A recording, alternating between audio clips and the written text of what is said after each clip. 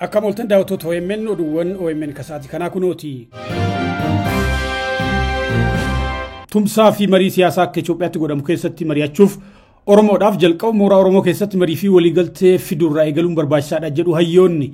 Marii siyaasaa godhamu keessatti Oromoon gulantaa lamatti hirmaachuu qabaa jedha ogeessi seeraa Ibsaa Gammada. Jalqaba mooraan Oromoo dantaa wal Oromoo irratti mari'atee waliigaluun ittaan sun immoo humnoota siyaasaa Itoophiyaa kan biroo faana dhimma hiree Itoophiyaa irratti mari'achuu qabaa jedha.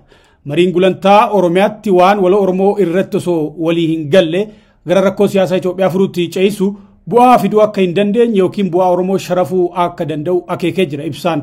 Akka Oromootti qaamota Oromoon hiree ofii murteeffachuu hin qabu jedhanii fi hiree murteeffannaa Oromoo akka balaa biyyaatti lakkaawwaliin mari'achuun rakkisaadha kan jedhan immoo Profeesar Taklaab Shibbiruuti. Oromoo balaa Itoophiyaa, Oromoo fi Oromiyaan balaa Itoophiyaa ta'uu kanneen sagantaa siyaasaa isaanii godhatan waliin mari'achuun dantaa Oromoo hedduu miidhaa jedhu hayyuun kun. Garee jibba Oromoo ajandaa siyaasaa godhatee fi jibbi Oromoo tokkoomsu faana mariin godhamu of eeggannoo feesaa jedhanii jiran Profeesar Taklaab. Humnoota siyaasaa sirna amma biyya bulchaa jiru sirna Oromoo godhanii dhiyeessanii fi badii Oromoo fi badii eenyummaa isaa abjootan waliin haasa'uun fudhatama akka hin qabne kan yaada dhiyeesse immoo hayyuu Darbee Dammaqsaati. Oromoon jalqaba walfaan haasa'uu qaba. Achi booda gamtaan waltajjii siyaasaa akka biyyaatti qophaa'utti dhiyaachuu qaba. Adeemsi gulantaa kana hordofne Oromoo maxxantuu fi hirkattuu adeemsa godhu malee dantaa isaa kabachiisuu kan danda'u miti jechuun ibsee jira Darbeen. Galmi humnoota siyaasaa hedduu Oromiyaa ta'uu kan kaasu ogeessi miidiyaa Raajii Guddataa immoo humnoota siyaasaa ejjennoon isaanii mootummaa Ameerikaatiif gaafii ta'e waliin mari'achuun rakkoon Itoophiyaa furamu jiraachuu shakkii qaba. Mariin nagaa haqa qabeessa fiduu fi marii bu'a qabeessa ta'e uumuuf mootummaa dabalatee qaama hunda karaa hirmaachiseen ta'uu akka qabu Raajiin ni dubbata. Waliigalaan marii fi tumsa siyaasaa kamittuu Oromoon gamtaa fi akka jaarmiyaatti hirmaachuu qaba. Dantaan isaa akka hin sharafamnes sarara diimaa kaawwachuu akka qabu yaadonni akeekan marii OMN የሐሳብ አድማስ irratti ka'ee jira. Mootummaan toorawwan dippiloomaasii fi seerota addunyaa garaagaraa fayyadamee lammiilee Itoophiyaa Saawud Arabiyaatti duutitti murtaa'e akka baraaru hayyoonni gaafatan. Profeesar Taklaab Shibbiruu yaada OMN'if kennanii lammiilee kanneen baraaruuf mootummaan sochii jalqabe jabeessee akka ituuf gaafatanii jiru. Ogeessi seeraa Ibsaa Gammadaa gama isaatiin haalli lammiilee Saawudii duutitti murtaa'etti jiran yaaddessaa ta'uu dubbate. Mootummaan Itoophiyaa nageenya lammiilee isaaf xiyyeeffannaa kennu akka qabus dhaamee jira. Obbo Raajii Guddataa immoo biyyoonni biroo lammiilee isaanii haala rakkisaa akkana keessa gaaf seenan tarkaanfiiwwan furmaata garaagaraa fudhachuun lammiilee isaanii baraaru jedha. Mootummaan Itoophiyaas xiyyeeffannoo kennee lammiilee kanneen akka baraaru dhaamee jira. Obbo Darbee Dammaqsaa gama isaatiin haalli lammiileen Saawud Arabiyaa duutitti murtaa'etti jiran rifaa isaa ta'uu hime. Lammiilee lakkoofsan hedduu ta'an hanganaa miti nama tokkoof biyyoonni dafanii dhaqqabuu kan jedhu Obbo Darbeen mootummaan Itoophiyaa saffisaan dhaqqabuu fi akka qabu waamicha godhee jira. Jeneraal Tigraay adda bilisummaa uummata Tigraay mormuun qabsoo hidhannoo eegalan kutaa waraanaa afur hundeessuu ibsan. Adda bilisummaa uummata Tigraay mormuun humnoota Tigraay keessaa bahanii waraana ofii ijaaraa kan jiran Birgaadeer Jeneraal Gabragizaabeer Bayyana naannolee Affaariif Tigraay keessa kutaa waraanaa afur hundeessuu ibsanii jiran. Gabaas BBC qabatee bahee akka mul'isutti Birgaadeer Jeneraal Gabragizaabeer TPLF kuffisuuf yaada qabu. Adda waraanaa afurirraa loltoota qabachuu ka ibsan Birgaadeer Jeneraal Gabragizaabeer humni keenya guddaan Tigraay keessatti argamaa jedhan.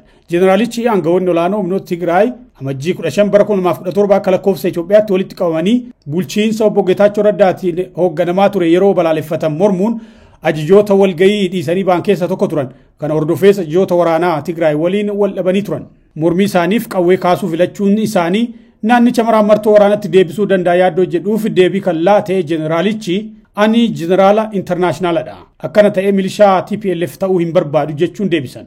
Milishaan isaan raayyaa keenya jedhan nu faana jiru. Mufatanii jiru. Jijjiirama fedhu. Yeroon kan dargaggootaa akka ta'udha kan barbaadamu. Barachuu jijjiiramu gaafata. Dargaggoon galii fooyyaa qabaachuu fedha. Kanaaf loltoonni dargaggoonni nu waliin jiru nuti baay'eedha jedhan. Hariiroo mootummaa federaalaa waliin qaban gaafatamanii jeneraalichi akka as jirru ni beeku jechuun deebisan. Deeggarsi argatan tokkollee akka hin jirre garuu cimsanii dubbatanii jiran. Federeeshiniin Atileetiksii Itoophiyaa Atileet Galatee Burqaa bira dhaabbannaa jechuun beeksisee jira. Aangawoonni federeeshinichaa ibsa kennaniin waa'ee rakkoo ishee qunname akka beekanii fi hamma dubbattee ol dhabdee jedhan. Federeeshiniin Atileetiksii Itoophiyaa dhimma Atileet Galatee Burqaa ilaalchisuun ibsa har'a ganama kenneen miidhaan atileetota dubartoota irratti raawwatamu salphaa akka hin taane himee jira.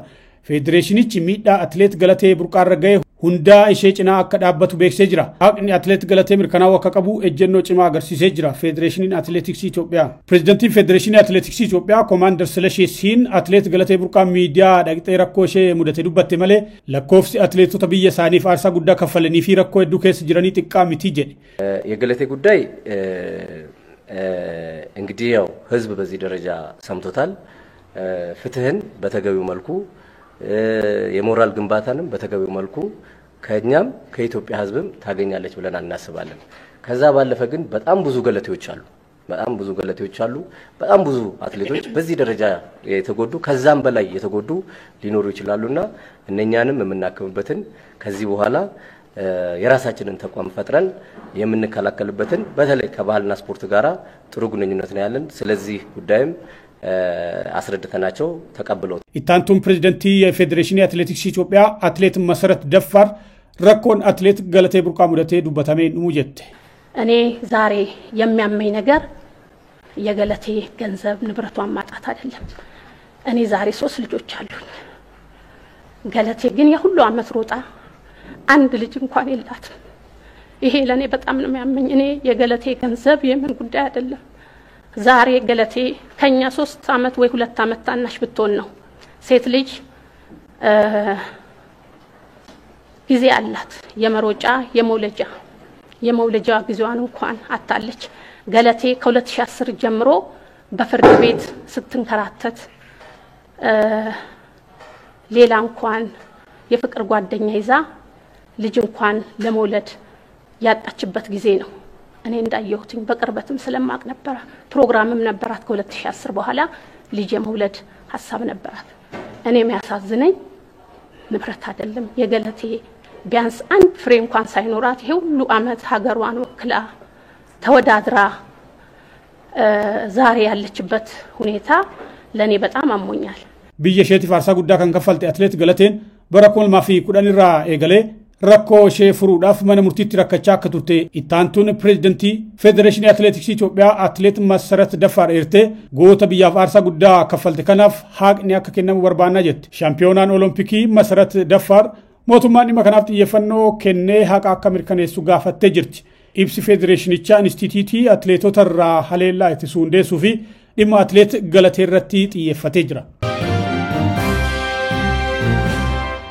Tomse hunde fama isarra kaase hanga amma OMNif gootan OMN waggoota 11 darbanif walirra osoo hin kunne akka sagalee ummata ta'uu dandeessisee jira. Har'as akkuma kaleessa wabiin OMN isinuma YouTube OMN subscribe share like comment gochuun qabiyyeewwan keenya namoota hedduu bira akka dhaqqaban godha. Mallattoo bilbilaa cuqaasuunis qabiyyeewwan keenya battala tamsanitti akka yaadachisni isin dhaqqabu tolcha. Mallattoo subscribe jettu cina kan jirtu join kan jettu cuqaasuudhaan karaa YouTube keenya OMN mallaqaan deeggaraa miseensas ta'a. Doolaara takka tuqaa 5 irraa eegaluun hanga fedha keessanii super chaatii fi stiikaroota bitaa sagalee ummata keessanii ta'a. Tumsi keessan hiree OMN kan murteessuu fi wabii fi hamilee ummata keessan dheebuu miidiyaa qabu ta'uu hin dagatina. OMN dhugaa ummataa karaa dhugaati.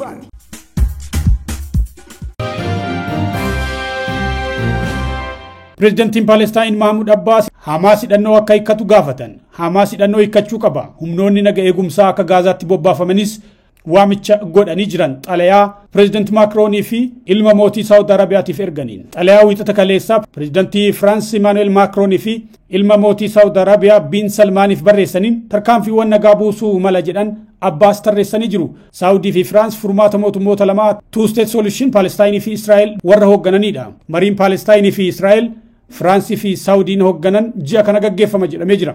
Hamas sichi Gaza bulchuu hin danda'u. Hidhannoo isaa humnoota nageenyaa Palestiniif dabarsee kennuu qabaa jedhan Abbas. Hamas boojuuwwan qabees hatattamaan gallakkisuu qabaa jedhan. Humnoonni nageenyaa biyyoota Arabaa fi addunyaa kan biroo ergama nageenyaa UN jalatti Gaza seenanii nagaa fi tasgabbii akka eeganiif affeeruuf qophii ta'uu ibsan xalayaa isaaniitiin Mahmoud Abbas. UN ji'a kana dhimma furmaataa mootummoota lamaa two state solution deebisee haasa'uuf jira. Israa'el kutaa guddaa Palestine dhuunfattee jirti. President Macron Palestiniif akka biyyaatti beekamtii kennuuf kutannoo biyyi isaanii qabdu himan garuu Hamas hikkachuu qaba jedhanii haaldureewwan hedduu seeran. France yaada furmaataa mootummoota lamaa two state solution erga dhaadhessuu jalqabdee bubbultee jirti.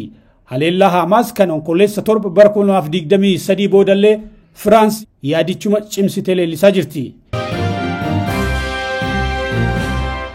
Daawwattoota oduuwwan OMN kan galgala kanaa kanneen turan.